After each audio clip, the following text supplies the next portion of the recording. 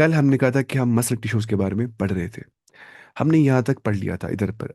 अब हम आए थे स्केलेटल मसल्स की जगह पे ही पढ़ लिया था हमने। अब हम यहाँ पे आए थे, देखिए। स्केलेटल मसल समझ आ गया आपको, है ना? वो क्या होता है? हमारे स्केलेटन के वो जो मसल्स होती है उसको बोलते हैं स्केलेटल मसल, खत्म मसला। स्मूथ मसल क्या होती है? The smooth muscle fibres taper at both ends को बोलते हैं फ्यूजिफॉर्म। फ्यूजिफॉर्म का मतलब होता है जो स्पिंडल शेप्ड होते हैं। स्पिंडल पता क्या होता है? स्पिन धागे घुमाते हैं, धागे को ऐसे से बंद करते हैं स्पिंडल के ऊपर। यानी कि broad in the middle and tapering at both the ends. ऐसे फ्यूजिफॉर्म बोलते हैं किसको? Broad at the middle and tapering at the ends, इसको बोलते हैं fusiform. This is called as fusiform shape, या इसको बोलते हैं स्पिंडल शेप। स्पिंडल आपको पता होना चाहिए।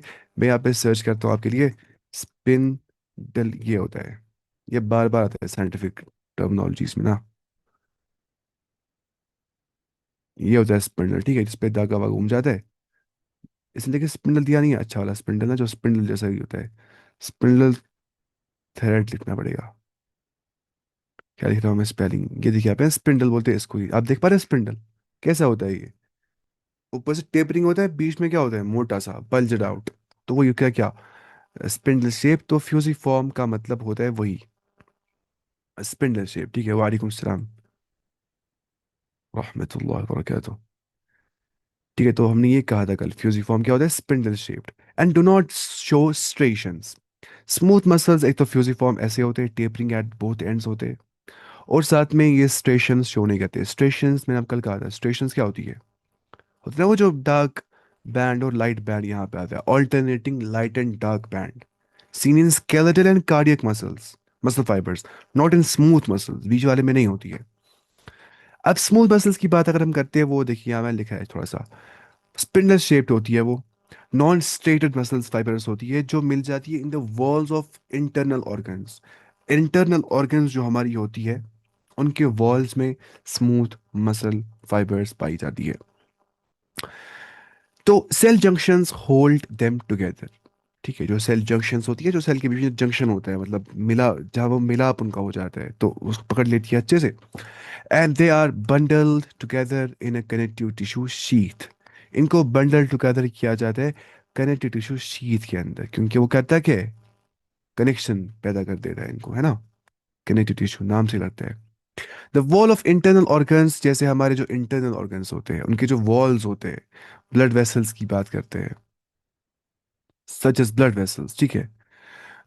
स्टोमक, ठीक है, intestine contain this type of muscle tissue, ठीक है।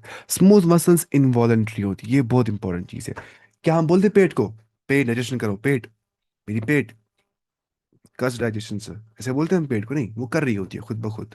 जहाँ पे हमारा, हम कॉन्शियसली वो चीज़ नहीं कर रहे होते, वो सब कॉन्शियसली, सब वो अनकॉन्शियसली हो रहा होता है, इनवॉलेंटरी। हम चाहते नहीं ऐसा करना, है ना? कोई बोलेगा आज मैंने खाना खाया, आज मैं इसको डाइजेस्ट नहीं करूंगा, कैसे थे वैसा नहीं? क्यों? बिकॉज ये इनवॉलेंट्री होते हैं। This are not voluntary. Skeletal muscles क्या होती है? वॉलेंट्री। ऐसे कर रहा हूँ, करता हूँ कि नहीं, ऐसे करूंगा, ऐसे करूंगा, ऊपर नीचे दाएं बाएं। लेकिन क्या होती है? Involuntary. As referring, as a functioning can not be directly controlled, ठीक है। We usually are not able to make it contract merely by thinking about it as we can do with the skeletal muscles. अगर हम सोचते हैं मुझे contract करना है muscle को, कर पाते हैं? मैं सोच रहा हूँ मुझे पेट को डाइजेस्ट करना है खाने को अंदर से, कर सकते नहीं। इसे यहाँ पे क्यों लिखा है वो यूजुअली लफ्स? क्योंकि हो सकता है ऐसा, बहुत कम हो जाता है ऐसा। जब किसी को होता है ना बहुत पेट दर्द, वो ठीक नहीं हो पाता है, उसको स्ट्रेस हो जाता है ना, तो वो कॉन्शियसली स्ट्रेस ले रहा होता है वॉलेंटरली, उसको पड़ता है इनडायरेक्ट इफेक्ट डाइजेशन के ऊपर। इनडायरेक्ट इफेक्ट, डायरेक्ट ऐसा नहीं हो जाता है। इसलिए इस यहाँ पे यूजुअल का लफ्ज लिखा है ना। कैटेगोरिकली कोई बात नहीं करनी चाहिए, बिल्कुल सोच के समझ के बात करनी चाहिए, तो इसलिए इस यहाँ पे यूजुअली का लफ्ज ऐड कर दिया है। कार्डियक मसल टिश्यू, जैसे मुझे हो गया था, मतलब मुझे हुआ था जब मैं था 11th क्लास में ही था मैं, तब अल्लाह की कसम लॉकडाउन में मुझे होता पेट दर्द बराबर 1 महीने तक। मैं जो भी खाता था मुझे आता था वापस। मैं बीमार कभी होता ही नहीं हूँ लाइफ में, अलहमदिल्ला बीच में होता हूँ, लेकिन तब मैं बीमार खतरनाक हो गया था। मैं ठीक ही नहीं होता, मैं दवाई भी खा रहा हूँ। फिर मुझे डॉक्टर ने कहा तुम्हें शायद दिमाग में अब रखा है कि तुम खाओगे तुम्हें वापस आ जाएगा। मुझे लगा हाँ शायद सच बात है। मैं छोड़ दिया दिमाग से, मैं ठीक हो गया। तो मतलब दिमाग तक भी बहुत कुछ होता है सच में। Cardiac muscle tissue is contractile tissue. वो क्या होता है? कंट्रैक्टाइल टिश्यू वो होता है, यहाँ पे आप देखिए कंट्रैक्टाइल टिश्यू का मतलब क्या होता है? यानी कि tissue capable of contraction to produce movement. Contractile, that's able to contract to produce the movement. Prevents present is present only in the heart. Cardiac muscle का मतलब क्या हो गया, जो सिर्फ मसल में होती है. कार्डियक का मतलब क्या होता है, heart. Cell junctions fuse the plasma membrane. जो यहाँ पे सेल जंक्शंस होती है, यानी कि वो क्या होती है, ये आप लिख सकते हैं, देखिए. इन कार्डियक मसल सेल जंक्शंस को मतलब क्या बोलते हैं, उनको बोलते हैं intercalated disc. Fuse plasma membrane and hold cells together. वो ऐसा कर देते, प्लाज्मा में इन्फ्यूज कर देते, सेल्स को चिपका देते एक साथ. Cell junctions allowed coordinated contraction ना, सब मिलके करते कंट्रैक्शन. तो वो करते हैं फ्यूज को, प्लाज्मा मेम्ब्रेन को, ऑफ कार्डियक मसल सेल्स को, and make them stick together. किनको, कार्डियक मसल सेल्स को, जो हार्ट की मसल सेल्स होती है. फ्यूज करती है प्लाज्मा मेम्ब्रेन को, तो उसके बाद वो मिल जाती है सेल्स ऐसे, ठीक है, स्टिक टुगेदर कर देती है वो. किसकी हेल्प से, सेल जंक्शंस की हेल्प से. Communication junctions, intercalated discs at some fusion points allow the cells to contract as a unit. जो कम्युनिकेशन जंक्शंस होते हैं, मैं यहाँ पे लिखा हुआ देखिए, उन्हें क्या बोलते हैं हम, इंटीग्रेटेड डिस्क्स, यानी कि स्पेशलाइज्ड जंक्शन जो कार्डियक मसल में होते हैं, जो कनेक्ट करते हैं सेल्स को, ताकि वो आयंस पास कर सके उसके अंदर से, ठीक है, ताकि वो एनेबल कर सके कोऑर्डिनेटेड कंट्रैक्शन. और वो होता है कैसे, वो हमें सब पढ़ना आगे फिजियोलॉजी में, फिलहाल पढ़ना है ऊपर ऊपर से, यहाँ पे बहुत हल्का सा पढ़ना है. एट सम फ्यूजन पॉइंट्स अलो द सेल्स, ठीक है, to contract as a unit. Cells as a unit, एक झुंड मतलब अ, एक जो है, एक मजमू स्ट्रक्चर की तरह वो काम करते हैं एज ए यूनिट. अरबी करना पड़ा समझाने के लिए. allow the cells to contract as a unit. When one cell receives signal to contract, its neighbors are also stimulated to contract. अगर एक सेल को रिसीव हो रही है सिग्नल, कंट्रैक्ट हो जाना तुम्हें, जितनी भी इसकी नेबर सेल्स होती है जो जुड़ जाती है सेल जंक्शंस के इसके साथ, या इंटरकैरेटेड डिस्क जो होते हैं, जो कम्युनिकेशन जंक्शंस होते हैं, तो सबको मिल जाती है सिग्नल, कंट्रैक्शन कर दो. एक सेल कंट्रैक्ट हो गई, बाकी सबको छोड़ती नहीं है, बोलती है मैंने कंट्रैक्शन कर दी, तुम सबको करनी पड़ेगी. तो ये था कार्डियक मसल. अब चलते हैं हम हमारा लास्ट टाइप ऑफ टिश्यूज को बोलते हैं न्यूरल टिश्यू. जो पता है आपको, न्यूरॉन वगैरह पढ़ना है यहाँ पे. इसलिए यहाँ पे लिखे है न्यूरल टिश्यू जो होता है, न्यूरॉन, नर्व सेल जो होती है विद न्यूरोग्लिया. ये न्यूरोग्लिया क्या होता है, मैंने यहाँ पे लिखा है. न्यूरोग्लिया देखिए क्या होता है, supportive cells in the nervous system होती है, ठीक है. न्यूरॉन और न्यूरोग्लिया दो टाइप ऑफ न्यूरल टिश्यू होती है. बात याद रखनी है कि जो हमारे बॉडी का न्यूरल टिश्यू होता है, जो नर्वस सिस्टम बना देता है, वो न्यूरॉन से बन जाता है और न्यूरोग्लिया से बन जाता है. आपने न्यूरॉन पढ़ा है, आपने न्यूरोग्लिया अपने नहीं पढ़ा है. न्यूरोग्लिया क्या होता है, वो सपोर्टिव सेल्स होती है हमारे नर्वस सिस्टम के अंदर, जो प्रोटेक्ट करती है, नरिश करती है, मतलब खाना देती है, मेंटेन करती है, न्यूरॉन्स को ही सपोर्ट करती है, ठीक है, प्रोटेक्ट करती है, नरिश करती है. तो neuron, neural tissue exerts the greatest control over the body's responsiveness. हमारी बॉडी रिस्पॉन्ड करती है कि नहीं टू चेंजिंग कंडीशंस. किसकी हेल्प से करती है, ग्रेटेस्ट कंट्रोल वहां पे किसके पास होता है, न्यूरल टिश्यू के पास.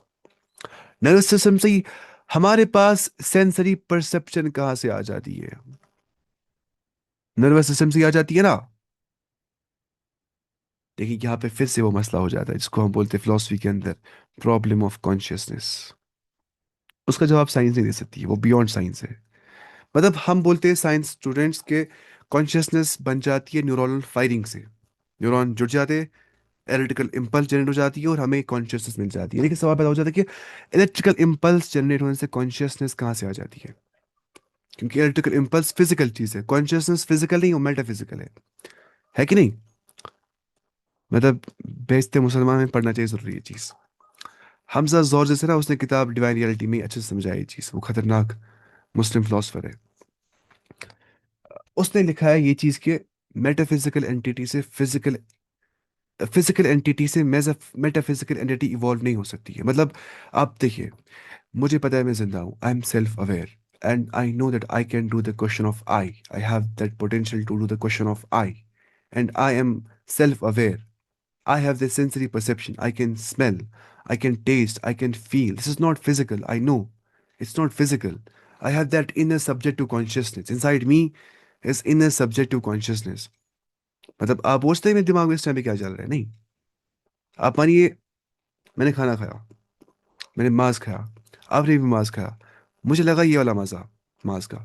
आपको लगा ये वाला मजा, मुझे कहाँ से पता है कि जो मजा मुझे लगा वो आपको लगा, या जो आपको लगा वो मुझे लगा, मतलब पता ही है मुझे। इसको बोलते हैं इनर सब्जेक्टिव कॉन्शियसनेस, जिसके बारे में सवाल साइंस जवाब नहीं दे सकती, या साइंस नहीं एक्सप्लेन कर सकती कॉन्शियसनेस क्या है। वो बोलती है इमर्जेंट प्रॉपर्टी है, बस निकल जाती है, लेकिन कहाँ से निकल जाती है जब तो, मतलब साइंस को बोलते हैं हमें कहाँ से आता है, मतलब कॉन्शियसनेस दिमाग से, दिमाग कहाँ से आता है कॉन्शियसनेस, बस आ जाता है, ऐसे बोलती है साइंस।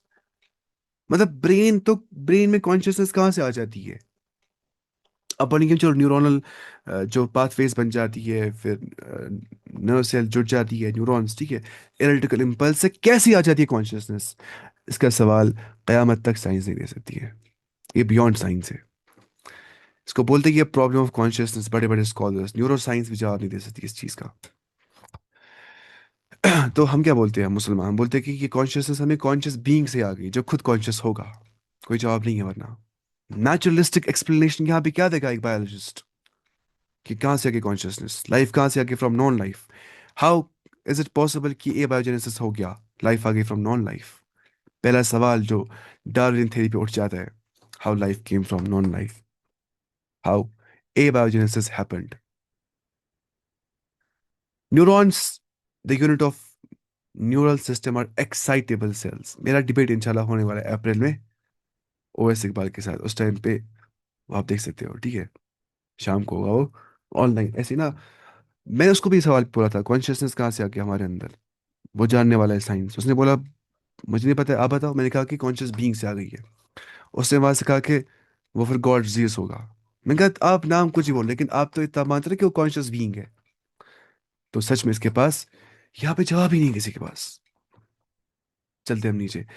द अच्छा, neurons the unit of neural system are excitable cells, वो क्या होती है, एक्साइटेबल सेल्स होती है। एक्साइटेबल का मतलब मैंने यहाँ पे लिखा है, न्यूरॉन क्या होती है, यूनिट ऑफ न्यूरल सिस्टम, ठीक है।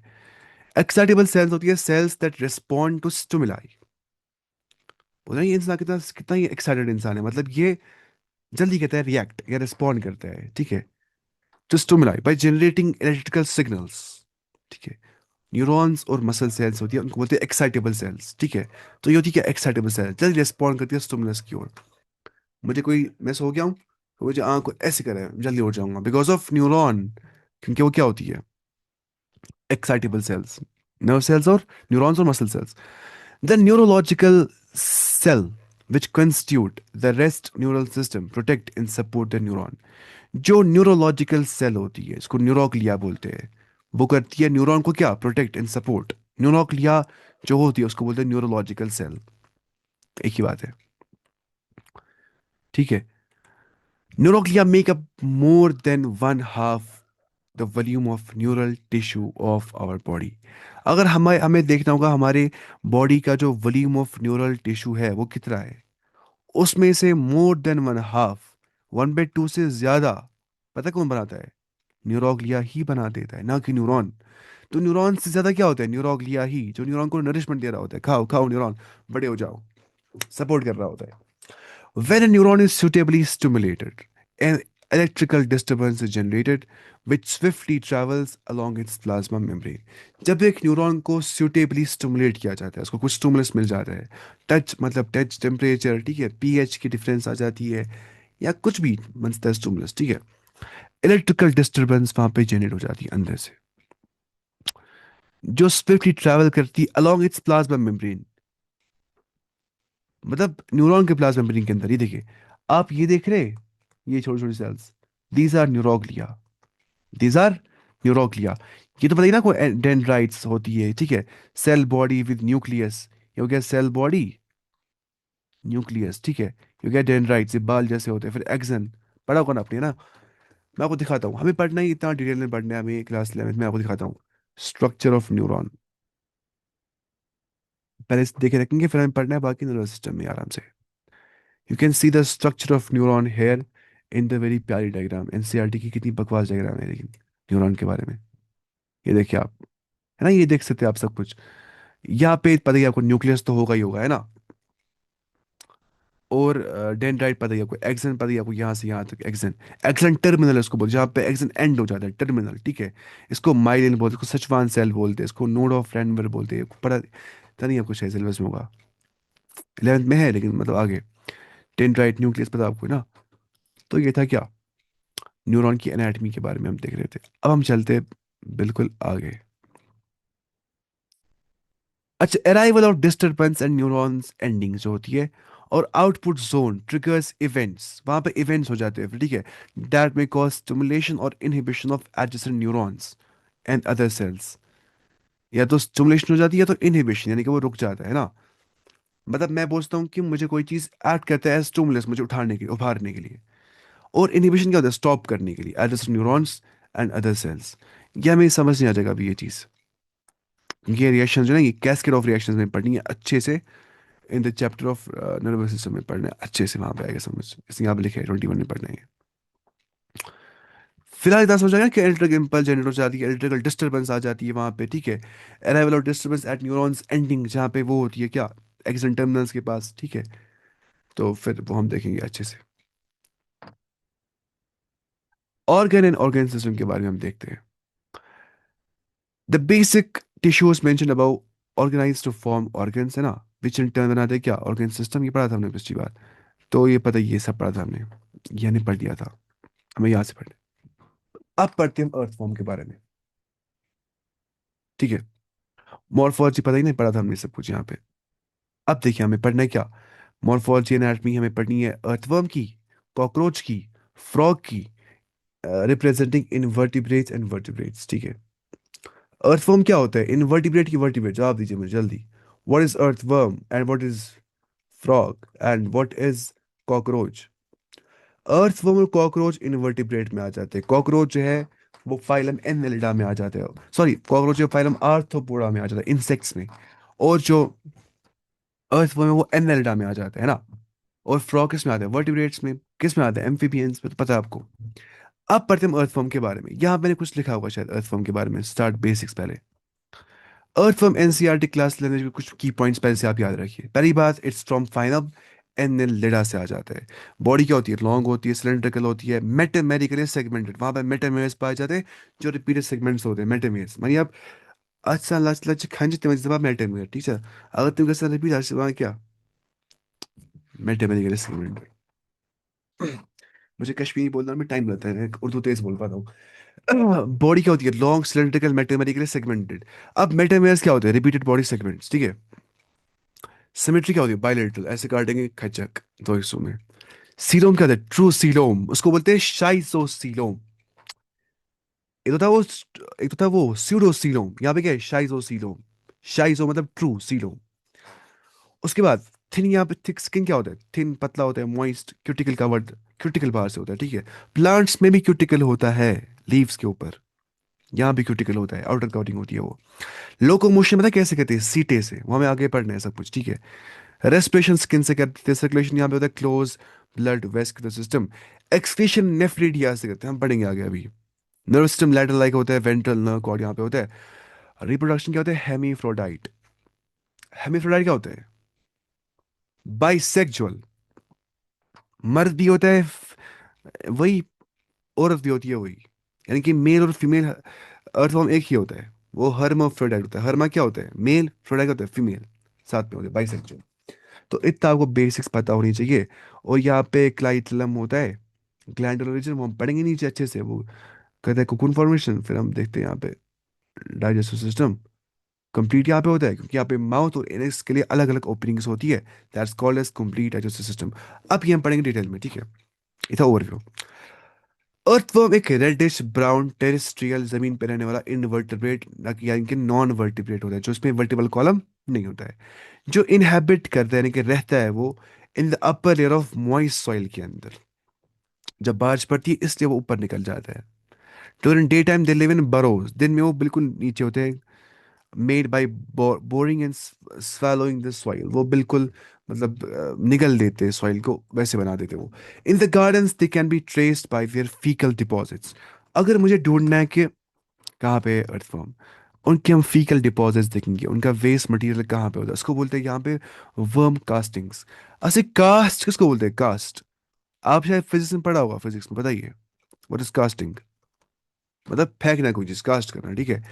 तो वर्म कास्टिंग का जो वर्म फेंकते हैं, वो क्या फेंकते हैं, मतलब एक्सट्रीटरी प्रोडक्ट्स ना, वही वर्म कास्टिंग देखिए क्या लिखा है, न्यूट्रिएंट रिच अर्थवर्म पूप, ठीक है, दैट इम्प्रूव्स सॉइल फर्टिलिटी। ठीक है, वो सॉइल फर्टिलिटी को इम्प्रूव कर देता है। बोलते हैं ना, अर्थवर्म कहते हैं फार्मर का फ्रेंड एक्ट, क्यों? ये फर्टिलिटी इंप्रूव करता है अपने वर्म कास्टिंग से, अपने पूप से। The common Indian earthworms are, ये देखिए आप, फेरेंटिमा और लम्ब्रिकस। हमें फेरेंटिमा पढ़नी है, ठीक है, एनसीईआरटी ने फेरेंटिमा ही लिखा है। और लम्ब्रिकस, क्या होती है, दो यहाँ पे कॉमन इंडियन अर्थवर्म्स। अब चलते हैं मॉर्फोलॉजी की और एक्सटर्नल स्ट्रक्चर की ओर। Earthworm has a long cylindrical body, है ना, ये आप देख सकते हैं यहाँ पे, इसने यहाँ पे अर्थवर्म बना दिया, लॉन्ग सिलिंड्रिकल बॉडी लग रही है पहली। The body is divided into more than 100 short segments. अंदाजा करिए, more than 100 short segments। उन क्या बोलते हैं, which are similar, जो सेम होते हैं, उनको मेटामेयर्स बोलते हैं। और मेटामेयर्स होते क्या है, वो रिपीटेड सेगमेंट्स होते हैं, repeated similar body segments arrange one after another along the body, seen in the annelids like earthworms, जैसा कि हमने ये पढ़ा था चैप्टर नंबर 4 के अंदर।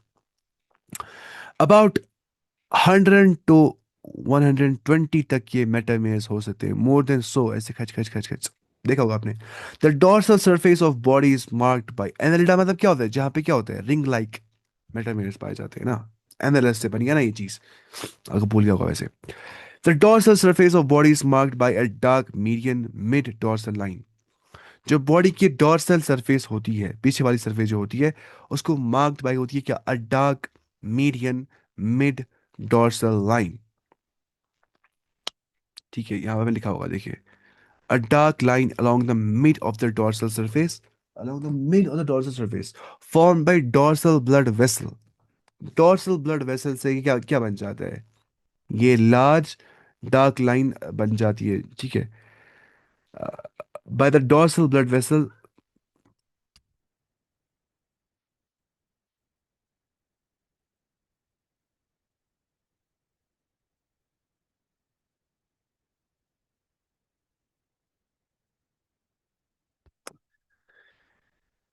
A dark line along the middle of the dorsal surface formed by the dorsal blood vessels visible through the body wall। ठीक है, ये समझना, जो बॉडी वॉल ना बिल्कुल बाहर से दिख जाता है, वो मिडिल लाइन होती है। मैं आपको दिखा सकता हूँ, एक minute, dark medium mid dorsal line जो है,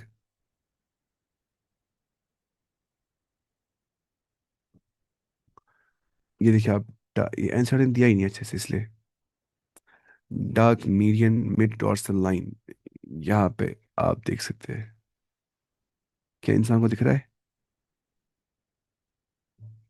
dark medium mid dorsal line दिख रही है आपको यहाँ पे? तो एनसीईआरटी की डायग्राम ये दिखती नहीं है एनसीईआरटी डायग्राम्स में।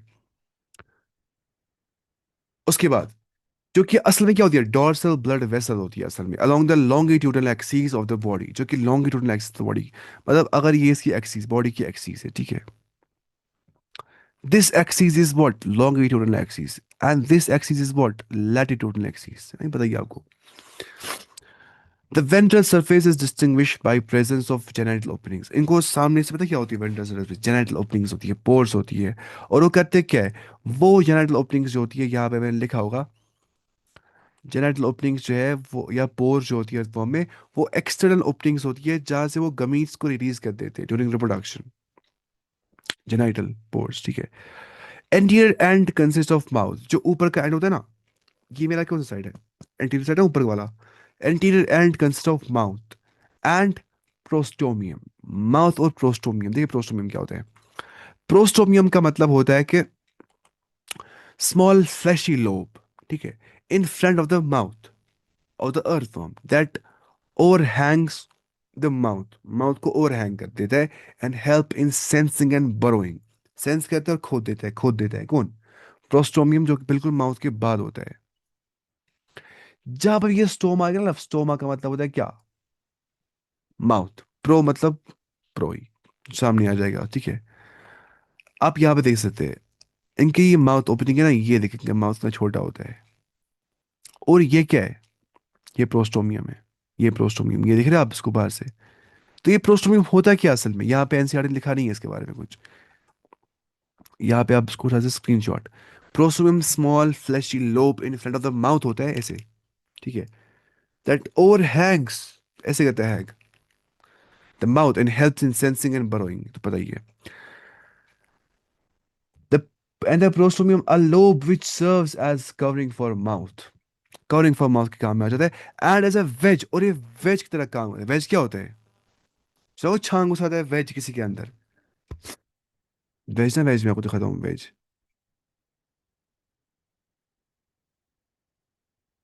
होती नहीं है वेज। कौन सी वेज खा रहे हैं? तो वेज है ही नहीं। ये ना वेज, देखिए ये देख रहे हैं आप वेज, आप देख रहे हैं यहाँ पे वेज। तो ऐसी वेज जैसी ये इनको शेप होती है, एज वेज ये ऐड करते हैं to force open cracks in the soil into which the earthworm में क्रॉल, ठीक है वैसे। ये प्रोस्टोमियम जो होता है यहाँ पे, वो क्या होता है? ओपन, अच्छा, the prostomium is sensory in function. वो क्या होता है? सेंसरी फंक्शन के अंदर होता है वो। The first body segment is called the peristomium. तो प्रोस्टोमियम वो अलग चीज है, जैसे पेरिस्टोमियम। पेरी मतलब जो ऊपर से होगा, पेरी। पेरिस्टोमियम यहाँ पे देख सकते हैं आप। पेरिस्टोमियम इस यहाँ पे दिया है? इसने दिया ही नहीं यहाँ पे। सर्च करेंगे आप खुद ही, क्या मैं करता हूँ सर्च। पेरिस्टोमियम,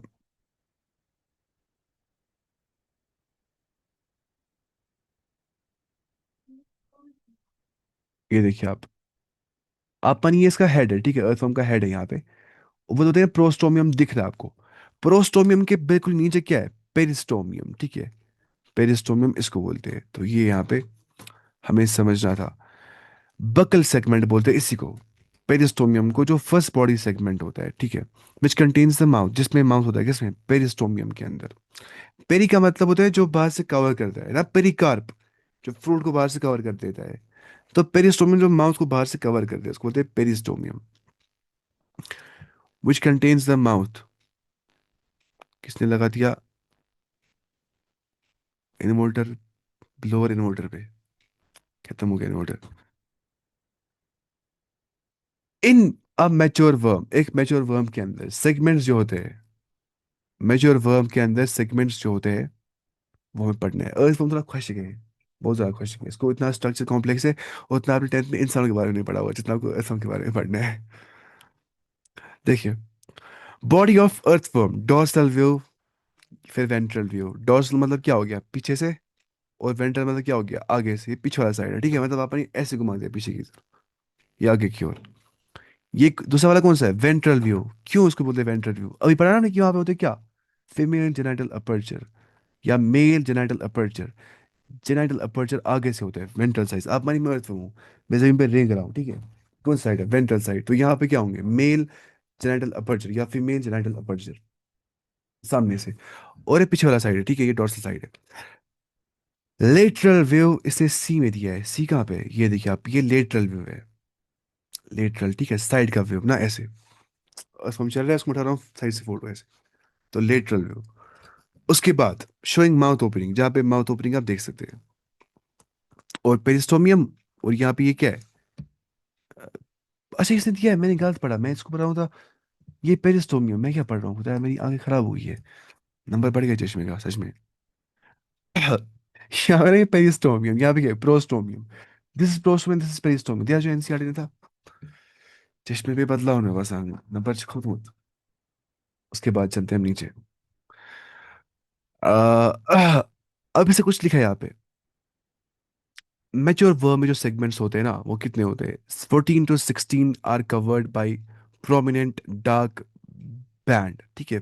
14 से लेके 16 सेगमेंट्स ऐसे होते हैं जो प्रोमिनेंट, बिल्कुल वाज़ेह, जो दिख जाते हैं, dark band of glandular tissue वहां पाया जाता है, क्लाइटियम, ठीक है। 14 से 16 के अंदर, यानी कि सेगमेंट्स 14 to 16 गिनिए आप, है ना। 1, 2, 3, 4, 5, 6, 7, 8, 9, 10, 11, 12, 13, 14, शायद ये ना 14। ठीक है, 14 से कौन सा सेगमेंट? 14 to 16, ये 14, 15, 16 वो सेगमेंट जो होते हैं ना, ये वहां पे क्या होता है? क्लाइटलम, ठीक है, clitellum. Thus the body is divisible into 3 prominent regions, ठीक है। अब बॉडी को हम डिवाइड करते हैं इसी क्लाइटलम की बुनियाद पे, इसी क्लाइटलम की मतलब ओरिएंटेशन की बुनियाद पे, 3 टाइप्स में। ये तो क्या होता है? ये लिखा है प्री क्लाइटलर, ठीक है, क्लाइटलर और पोस्ट क्लाइटलर। प्री मतलब क्या होगा, जो से पहले आ जाएगा, प्री क्लाइटलर, जो क्लाइटलम से पहले आ जाएगा। फिर क्या है, क्लाइटलर, जो ये रीजन होगा। फिर क्या है, पोस्ट क्लाइटलर, जो क्लाइटलर के बाद आ जाएगा। तो यहाँ पे ऊपर देख सकते हैं आप, प्री क्लाइटलर रीजन होता है ये। ठीक है, क्लाइटलर क्या हो गया, ये रीजन। फिर ये सारा क्या हो गया, शाबाश बताइए मुझे, पोस्ट क्लाइटलर। ये क्या हो गया, क्लाइटलर। ये क्या हो गया, प्री क्लाइटलर। तो ऐसे कर रहे हैं इसको। उसके बाद 4 पेयर्स ऑफ स्पर्मेथिकल अपर्चर्स यहाँ पे पाए जा रहे हैं, 4 पेयर, मतलब 1 2 3 4 के पेयर, मतलब इतने 8। 4 पेयर्स ऑफ स्पर्मेथिकल अपर्चर्स। ये देखिए आप, स्पर्मेथिकल अपर्चर्स क्या होते हैं। स्पर्मेथिकल अपर्चर्स के मतलब होते हैं स्मॉल एक्सटर्नल ओपनिंग्स जो होती है, through which an earthworm receives and stores sperm. Receive ही कहते हैं स्पर्म उधर से ही, स्पर्मेथिकल अपर्चर से। स्पर्म का मतलब होता है स्पर्म, ठीक है, मतलब क्या होता है, सैक है ना, आपने किया स्पर्म का बैग, उसमें स्पर्म चाहिए होती है। तो small external openings through which an earthworm receives and stores sperm from another earthworm during copulation. ठीक है, तो ऐसा इनको हो जाता है। स्पर्मेटिकल अपर्चर्स की इसमें आ जाएगा, are situated on the ventrolateral sides of the intersegmental grooves. ये आराम से समझना, ये पॉइंट थोड़ा मुश्किल है ना। ये चैप्टर भी अच्छा अच्छा खासा मुश्किल है, मतलब ये एनाटॉमी थोड़ा सा यहाँ मुश्किल नहीं, आराम से पढ़ना है। यहाँ पे क्या लिखा है, वेंट्रोलेटरल, देखिए वो क्या होता है, located on the under side. Ventral क्या हो गया, अंडर साइड, मतलब आगे वाला side, under side. And towards the sides of the body, नीचे के इस तरह से, ठीक है, नीचे के थोड़ा सा इस तरह से, नीचे का लेटरल साइड, नीचे का लेटरल साइड, ठीक है। तो क्या वेंट्रोलेटरल, तो वहां पे क्या होते हैं, स्पर्मेथिकल अपर्चर्स दिए यहाँ पे, male genital apertures, female genital apertures. वो कहाँ पे होते हैं, are situated on the ventrolateral sides of the intersegmental grooves. यहाँ पे आप देखिए वो क्या होता है, intersegmental grooves, shallow grooves on the body surface that separate adjacent body segments of the earthworm। बिल्कुल जो shallow होते हैं, उतने deep grooves नहीं होते बॉडी पे, that separate adjacent body segments of the earthworm। intersegmental groove, segment के बीच में एक groove होता है, intersegmental, ठीक है, वही मान समझिए आप। इसके यहाँ पे दिया intersegmental groove, इसके कहाँ पे दिया, इसने दिया ही नहीं, आता वो सब चीज़ें नहीं इसने दी है। दैट इज फिफ्थ से लेके 9 सेगमेंट तक ऐसा हो जाता है, वहां पे इंटर सेगमेंटल ग्रूव्स पाए जाते हैं। वहां पे क्या पाए जाते हैं, स्पर्मेथिकल अपर्चर्स जो होते हैं ventrolateral sides of inter segmental grooves में प्रेजेंट, फिफ्थ से लेके 9 सेगमेंट के तक। ठीक है, ऐसा होता है। उसके बाद इसके यहाँ पे नहीं दिया है, मतलब इसके बारे में कुछ, बस ने बोला है मेटामेर्स के बारे में, तो पता है ना मेटामेर्स को बोलते हैं ना, ये मेटामेर है, ये मेटामेर है, मेटामेरिज्म। ठीक है, ये एनएसएस की एंड पे, माउथ सामने, तो मतलब कंप्लीट डाइजेस्टिव सिस्टम यहाँ पे है। ये यहाँ पे रिंग ऑफ सीटे, इनको बोलते हैं सीटे, आगे वालों को दो को, ठीक है, सीटे। ये क्लाइटलम तो पता ही है। अब यहाँ पे क्या है, फीमेल जेनाइटल अपर्चर, ये रहा, ये वाला। और ये वाला क्या है, मेल जेनाइटल अपर्चर। और ये वाली क्या है, जेनाइटल पेपिले, इनको बोलते हैं पेपिले। और यहाँ पे देखिए ट्रांसवर्स ग्रूव्स और एनुलाई यहाँ पे पाया जाता है। ट्रांसवर्स ग्रूव या उसको बोलते हैं क्या, एनुलाई, और एनएस एंड पे यहाँ पे होती है। ये वेंट्रल साइड है और ये डोर्सल साइड है।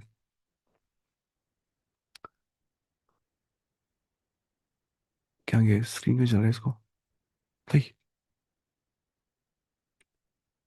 क्यों नहीं आ रहा है इसको ये, क्या। A single female genital pore is present in the middle ventral line of 14 segment। देखिए आप ऊपर, single female genital pore present in the mid ventral line of 14 segment। 1 2 3 4 यहाँ तक 14 है, मिड वेंट्रल लाइन, ठीक है ना, यहाँ पे ऑफ 14 सेगमेंट में क्या होता है, जेनिटल, फीमेल जेनिटल पोर वहाँ पे होता है। A pair of male genital pores are present on the ventrolateral sides of the 18 segment। आप देखिए यहाँ पे है ना, ये 18 सेगमेंट यहाँ पे आप देख सकते हैं। तो ये याद रखना है, गोटा इसको क्या करना है आपको। वहाँ पे क्या होते हैं, वहाँ पे मेल जेनिटल पोर्स होते हैं।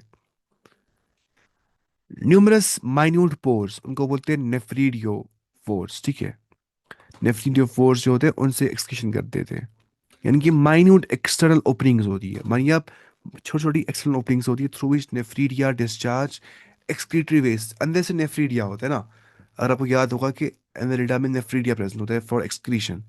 तो वो जो नेफ्रीडिया होता है वो नेफ्रीडियो फोर्स से, यानी कि उन छेदों से, उन पोर्स से जो न्यूमरस माइन्यूट पोर्स होते हैं, नेफ्रीडिया नेफ्रीडियो फोर्स पोर्स से मतलब क्या निकाल देते हैं क्या, नेफ्रीडिया जो है वो नेफ्रीडियो पोर्स से निकाल देते हैं क्या, discharge excretory waste to the outside, open on the surface of the body in each segment except the first, the last।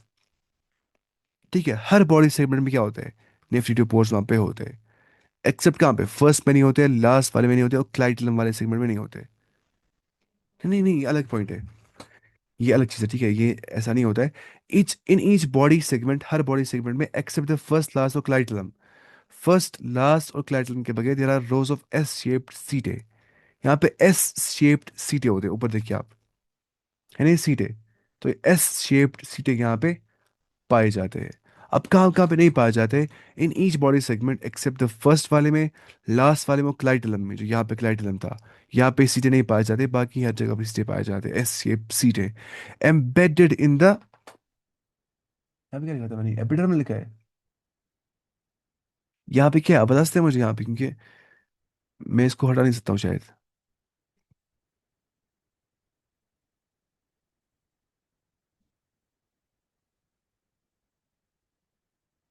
क्या हो गया, इसको शायद रोटेट कर दिया गलती से, रोटेट ना हो गया इतना बस।